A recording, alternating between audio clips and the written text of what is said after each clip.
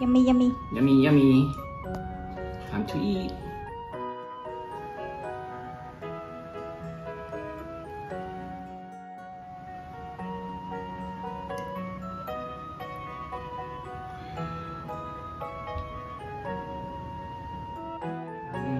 What? This is vegetarian beef. Nó là thịt bò chay. Yeah. Hôm nay cái spaghetti này là đồ chay nha. Number one. Rồi ăn coi thử cái spaghetti đi.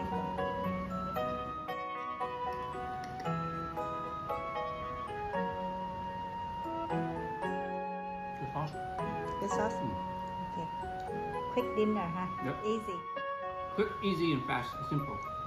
Alright, hôm nay nhà mình ăn spaghetti với thịt bò chay nha các bạn. Cảm ơn các bạn đã theo dõi video mình làm spaghetti.